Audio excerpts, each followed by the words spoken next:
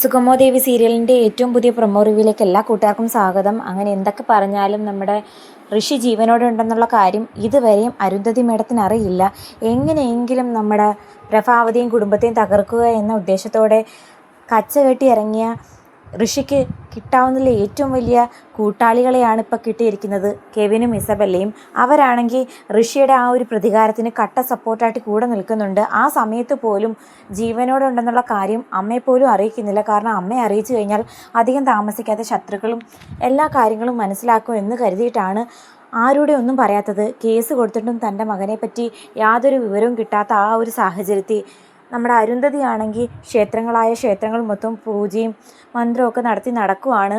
മകനെക്കുറിച്ച് എന്തെങ്കിലും ഒരു അറിവ് കിട്ടുന്നെങ്കിൽ അത്രയും ആശ്വാസം എന്ന രൂപത്തിൽ അങ്ങനെ ക്ഷേത്രത്തിൽ പോയി മനസ്സൊരുക്കി പ്രാർത്ഥിച്ചതിന് ശേഷം അരുന്ധതി വന്ന് നമ്മുടെ CPയോട് പറയുന്നുണ്ട്, ദൈവങ്ങൾ എന്തായാലും എൻ്റെ പ്രാർത്ഥന കേൾക്കും. ആ ഒരു സൂചനയാണ് ഇപ്പം എൻ്റെ മനസ്സിൽ തോന്നുന്നത്. കാരണം എൻ്റെ കണ്ണീര് ദൈവങ്ങൾ കാണുന്നത് കൊണ്ടല്ലേ ഇന്നലെ രാത്രി ഋഷിയെ എനിക്ക് സ്വപ്നത്തിൽ കാണാൻ പറ്റിയത്. എൻ്റെ മനസ്സ് പറയുന്നത് അവൻ എവിടെയോ ജീവിച്ചിരിപ്പുണ്ടെന്നാ. മിക്കവാറും ഇനി പ്രഭാവതിയും കുടുംബത്തെയും തകർക്കാൻ വേണ്ടിയിട്ട് വല്ല പ്രതികാരവും പ്ലാൻ ചെയ്തുകൊണ്ടിരിക്കുവാണോ എന്നാ എൻ്റെ പേടി.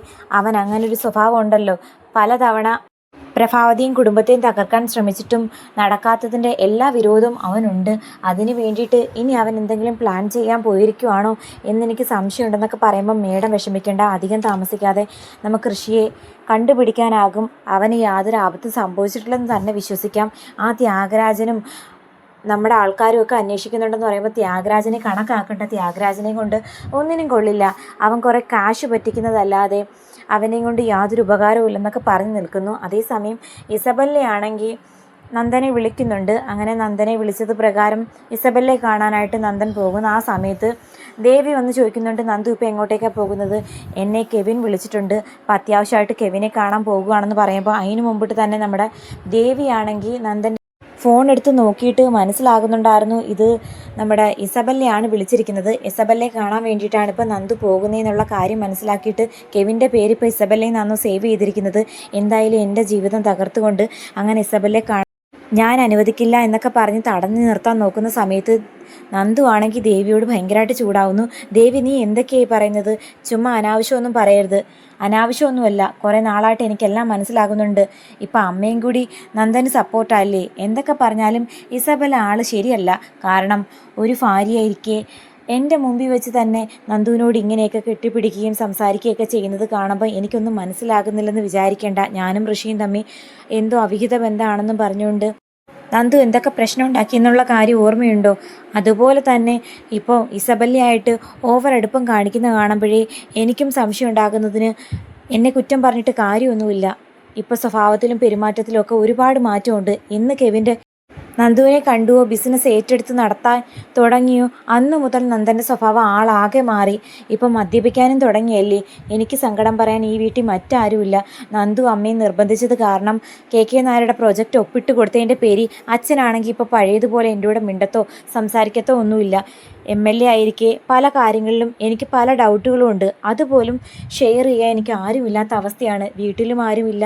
അതുപോലെ തന്നെ പൊതുപ്രവർത്തനത്തിലും വിശ്വസിക്കാൻ പറ്റുന്ന ആരും എന്നോടൊപ്പം ഇല്ല. ഞാൻ എല്ലാം കൊണ്ട് ഒറ്റപ്പെട്ടു പോയി. നന്ദു എന്തിനാ എന്നെ ഇങ്ങനെ അവഗണിക്കുന്നതെന്നൊക്കെ ചോദിച്ച് ദേവി പൊട്ടിക്കരയുന്ന സമയത്ത് നന്ദനാണെങ്കിൽ അവളെ സമാധാനിപ്പിക്കുന്നു. നീ ചുമ്മാ തെറ്റിദ്ധരിക്കുന്നതാണ്. നീ വിചാരിക്കുന്നത് പോലെ എനിക്ക് നിന്നോട് യാതൊരു വിരോധവും ഒന്നുമില്ല. ഓഫീസിലെ ചില അർജൻറ്റ് കാര്യങ്ങളുണ്ട്, അതിൻ്റെ ആവശ്യത്തിന് വേണ്ടിയിട്ടാണ് ഞാൻ പോകുന്നത്. എനിക്കാണെങ്കിൽ ഒരു 100 കൂട്ടം പ്രശ്നമുണ്ട് ദേവി. നിന്നെപ്പോലെ തന്നെ ഞാനും ഇപ്പം തല പുകഞ്ഞിരിക്കുന്ന സമയമാണ്. അതുകൊണ്ട് നീ ഈ പറയുന്നതൊന്നും എൻ്റെ തലയിൽ അങ്ങനെ കയറില്ല.